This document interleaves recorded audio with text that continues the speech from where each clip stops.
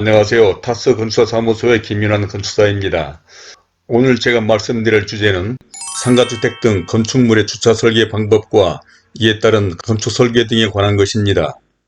저는 본 채널에서 주로 상가주택, 단독주택 등의 설계와 건축 등에 관한 전문적이고 기술적인 내용과 건축과 관련된 일반적인 이야기, 특히 재테크, 부동산적인 말씀을 드리고 있는데, 이 두 주제가 상가주택이나 단독주택 등 건축을 하고자 하시는 분들에게 참고가 될 내용이고, 앞으로도 설계와 공사에 관련된 내용도 계속 보완해 나가겠으며, 이러한 내용을 알고 싶으신 분은 본 채널에 초기에 제작된 영상들이 많으니 참고해 보시기 바랍니다. 그럼 오늘의 이야기를 시작해 보겠는데, 건축물을 설계하려면 관련한 규정, 즉 건폐율, 용적률, 일조권 등과 함께 가장 신경이 쓰이는 부분이 주차 계획입니다. 이는 특히 상가주택과 같은 소규모 건물의 건축을 위한 대지는 대체로 100평 이내의 소규모 필지로 값비싼 대지를 최대한 활용하고 효율적인 상가, 주택의 기능과 아름다운 건물을 설계하기 위해서는 이 주차 계획을 잘 해야 하기 때문에 이에 관해서 다음과 같은 내용으로 말씀을 드리고자 합니다. 아무쪼록 이런 데 대해서 관심이 있으신 분이나 특히 상가주택, 단독주택 등 건물을 지으시려는 분, 그리고 재테크와 부동산에 관심을 가지신 분 등에게 참고가 되리라 생각하며 먼저 보시기 전에 구독과 좋아요 그리고 선풀을 남겨주신다면 저에게 더 큰 힘이 되어 이러한 영상을 만드는 데 도움이 될 것 같습니다.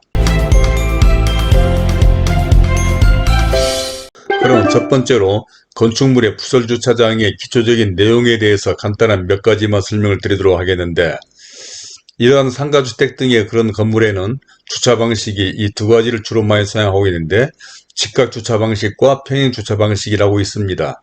물론 이런 45도 대양 주차 방식이라든지 또 다른 방식도 있긴 하지만 가장 많이 쓰이는 방식은 이 두 가지 방법인데, 직각 주차 방식이라고 하는 것은 이러한 대지가 있는 경우에 전면에 이게 도로가 있고 이 방향으로 이렇게 놓여진 것을 직각 주차라고 얘기하고, 이 도로와 평행되게 주차하는 방식을 평행 주차 방식이라고 얘기합니다.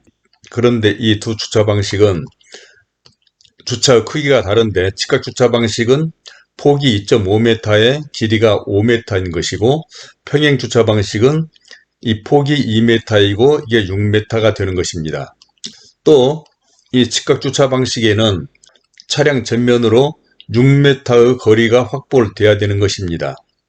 그러니까 만약 이 대지에 주차를 이렇게 설치하는 경우에는 이 전면에 6m의 길이가 확보되어야만이 이 주차가 가능한 것이고, 그런데 이 평행주차는 그런 제한이 없습니다. 그리고 또 이런 소규모 필지에서 알아줘야 될 내용은, 이렇게 주차를 도로로부터 이렇게 이중으로 주차를 하는 방법이 있습니다.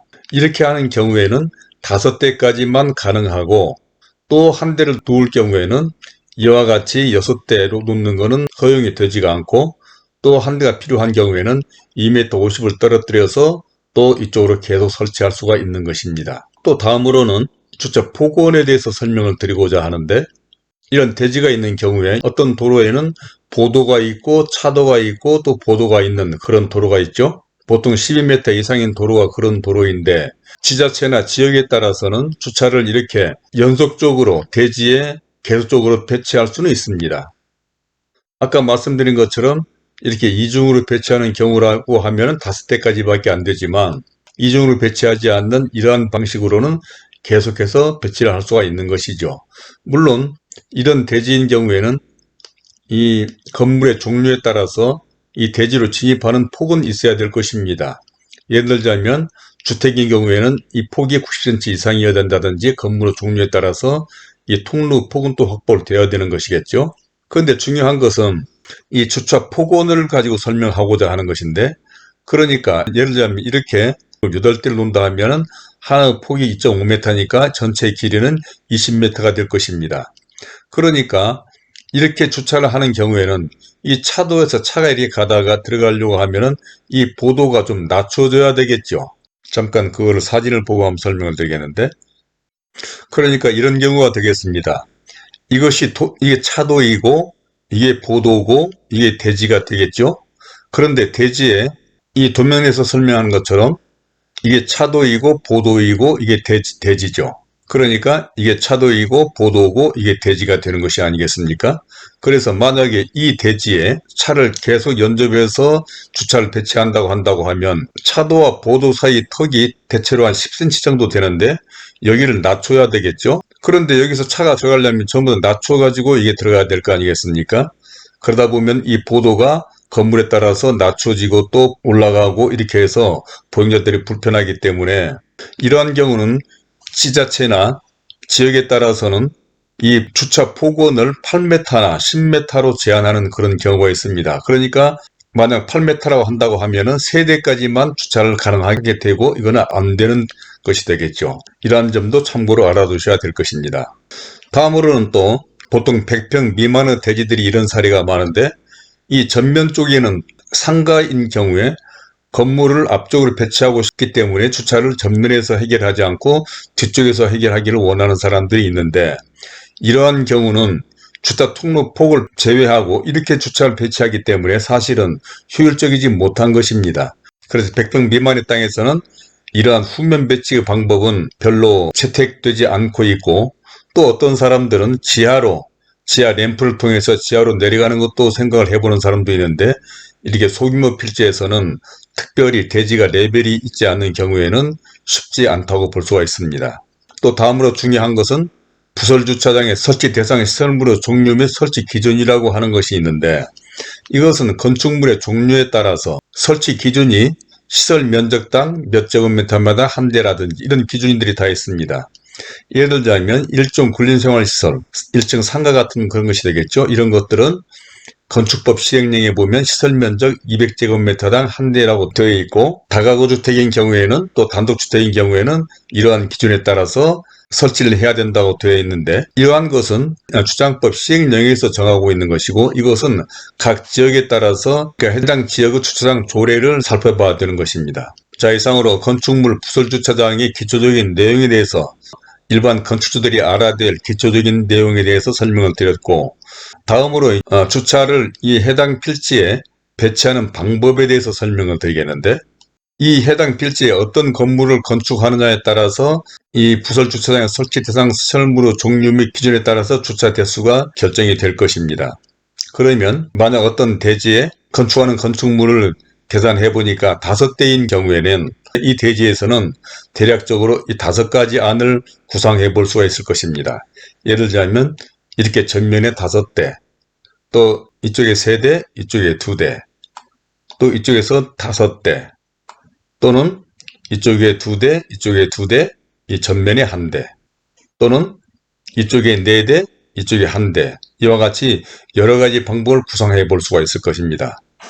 그리고 여기에 따라서 이 코어의 위치, 코어는 계단실과 엘리베이터실을 얘기하는데 코어 위치를 A, B, C 안에서는 후면에 배치했고 D 안에서는 이 왼쪽에 배치를 하고 여기도 후면에 배치한 셈이 되는데 이와 같이 어느 필지에 주차와 이 코어 위치에 따라서 건물의 배치와 1층 상가를 비롯한 각층 벽면 그리고 건물 모양이 달라지는 것입니다.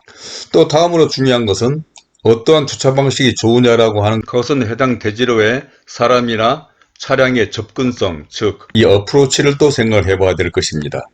그래서 이 어프로치, 즉 접근성을 설명하기 위해 또 다른 대지의 사례로 설명해 보겠는데 예를 들자면 이러한 필지를 두어 볼 때 이 필지는 코너 부지로서 전면에 8m 도로가 있고 좌측으로 8m 도로가 있는데 이 건물에 어떻게 어프로치가 되느냐라고 하는 것이 중요하겠죠. 그러니까 이 대지는 이쪽이 북쪽으로서 이쪽이 남쪽이고 또 이 대지로의 접근을 봤을 때는 이 도로가 이 도로보다도 메인 도로가 주도로가 되지 않겠나 저희는 판단했습니다. 그렇다고 한다면 주차를 이쪽에 두는 것이 낫겠죠. 만약에 이쪽에 둔다고 한다고 하면 메인 도로에 접한 건물이 1층이 줄어들기 때문에 부도로 쪽에 주차장을 배치하는 것이 좋지 않겠습니까? 이와 같이 주차장을 어떻게 배치하느냐라고 하는 것도 주변 현황과 어프로치를 고려해서 이 주차장도 배치를 해야 될 것입니다.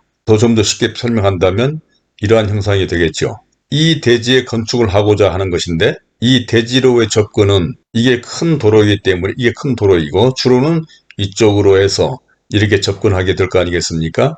그리고 이쪽이 북쪽이기 때문에 이게 남쪽이니까 1층 상가 전면 길이도 길게 하고 주택 부분도 남향으로 할 수 있기 때문에 주차장을 이쪽에 두는 것보다는 이쪽에 두는 것이 훨씬 더 효율적이라고 하는 것을 설명드리고자 하는 것입니다. 자, 그래서 이 필지의 경우에는 아까 설명드린 바와 같이 주차 5대를 배치하는 방법은 이렇게 여러 가지 안을 구상해 볼 수 있다고 그랬고, 이 각각의 주차 방식에는 각각의 장단점이 있는데, 이 대지는 전면에 20m 도로이고 이 오른쪽에 보행자 도로가 있습니다. 그러면 이 대지에 어떠한 주차 방식이 좋은지를 생각할 때 이 부지는 이 부지인데 이 부지로 어떻게 어프로치 하느냐가 중요하다고 그랬으니까, 이 대지는 오른쪽에 아파트 단지가 있기도 하고 이쪽에 대로이기 때문에 주로는 이쪽으로 어프로치할 가능성이 높아지겠죠.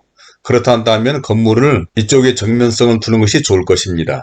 그렇다 한다고 하면 주차 방식에 있어서는 이 대지에는 주차 방식을 이렇게 5가지로 생각해 볼 수가 있는데, 이 주차 방식에 따라서 건물의 설계는 제각각 달라지는 겁니다. 그래서 이게 A의 주차 방식인데, A안의 경우에는 이와 같이 전면에 주차가 되고 건물이 뒤쪽으로 밀리면서 코알을 가운데 두고 이쪽은 주택 출입구가 될 것입니다. 이게 보행자 도로이기 때문에 이렇게 1층 상가가 설계가 된다고 볼 수 있겠고, 여기에 따라서 2, 3, 4층 주택 부분도 이렇게 설계가 되는 것이고, 또 중요한 것은 인접한 건물들이 어떻게 배치될 것인가도 대단히 중요한 사항이 되겠죠. 그러니까 만약에 1호와 3호 건물은 코너 건물이기 때문에 도로의 전면 쪽에 접근해서 건축할 가능성이 높기 때문에, 만약에 전면에 주차하게 된다 한다면 이 건물과 이 건물은 이 건물에 비해서 뒤로 셋백되는 그런 단점이 있을 수가 있을 것입니다.